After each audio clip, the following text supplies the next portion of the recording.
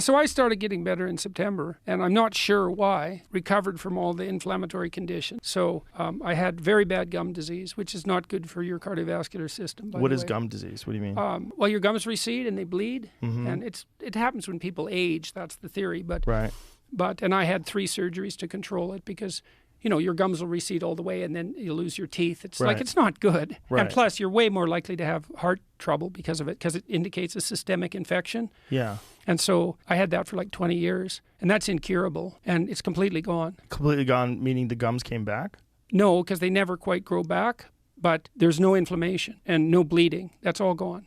And no irritation. Interesting. So that's interesting. And I had psoriasis, and that's gone. And I had peripheral uveitis, which caused my right eye to be full of floaters because there's inflammation on the bottom producing like tissue production, and that would fill the aqueous liquid in my eye, and I could see all these floaters all the time, and that's pretty much gone completely. And I lost 50 pounds in 7 months, and now I weigh exactly what I weighed when I was 23. Wow. And like I don't have an ounce of excess body fat, and what else? The sides of my legs were quite numb for like 2 decades. Sides of your legs were numb. Yeah. Were you having back pain? No. No back pain? No. Not at all? No back pain. But that went away. So now they were hard. They got hard and rigid and kind of old, because you see that in older people, that their muscles start to rigidify and so forth, and that's all gone completely again.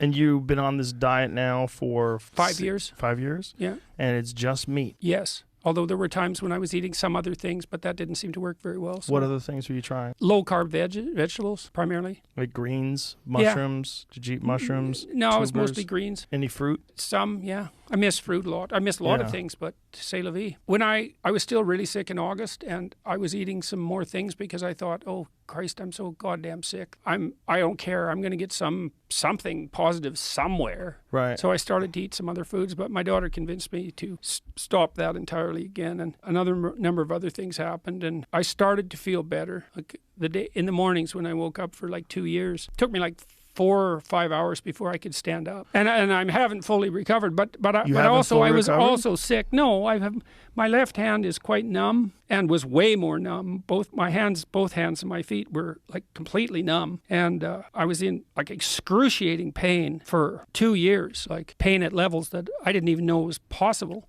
All the time, or on occasion? No. This is one of the things that was terrible about it, is that it was really, really bad in the morning. And did it start right after you got off of the Xanax? No, but it got way worse. So it just started showing up eventually? Yeah. And then it started to get worse about the same time that Tammy went into the hospital, because she was fighting her way through, catastrophic cancer at the same time when this started to happen. So this was additional stress. Yes. And that heightened everything. Well, it certainly didn't help. Right. I think it made me more susceptible to something that was already happening. So whatever this illness has that's plagued my family, my father, my grandfather, multiple cousins, and a lot of immunological problems on my mother's side too. I have a cousin whose daughter died of immunological problems, the same ones that Michaela had. And this is all mitigated somehow or another by this only eating meat diet? I don't know. It certainly is for Michaela. And for you as well? Well, I don't know that for sure. I know what the diet has done. Explain this. You were telling me about this study that was recently done. Oh, yeah. Well, Michaela was invited to Oxford to debate. Does she have a background in nutrition? No. Well, yes, but... Yes, because she's done her research, but not technically, no. No, she had a background in trying not to die, and trying not to be in agony, and trying not to have all her bones deteriorate, because she had 38 as to why they would ask her to go to Oxford to debate. The topic was we should move beyond meat. Right, but why her? Well, because she's become a well-known advocate, I suppose, of a carnivorous diet as an investigative tool for chronic untreatable disease. That's a good way. So imagine, here's the rationale, Joe. Imagine there's something really wrong with you, like really wrong, and nothing's helping. Okay, what might be causing it? Well, something complex you don't understand. Okay, what complex things are you doing? You're eating a lot of different things. Okay, so how about elimination diets do this? How about you simplify it? So Michaela tried a bunch of elimination diets, but they were dopey. It's like, why eliminate this and not this? There was no rationale. And so she wanted to find out, how much can I eliminate and still survive? How can I bring it down to the simplest possible thing? And it turns out that You can pretty much live on meat, weirdly enough, because who Not just knew live, that? but thrive. Well, people debate about that, but certainly some people seem to thrive compared to how they were. What about supplements? No. No vitamins? No. Does that seem ideal?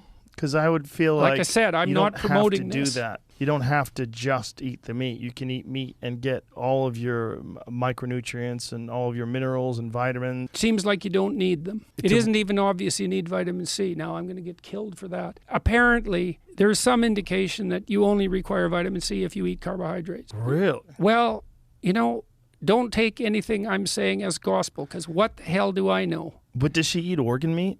Because No. that's the healthiest of all. No, meats. she eats lamb. That's it. Yes. Just lamb? No, salt. But lamb and salt. And salt. Not beef anymore? No. Tammy eats only lamb too.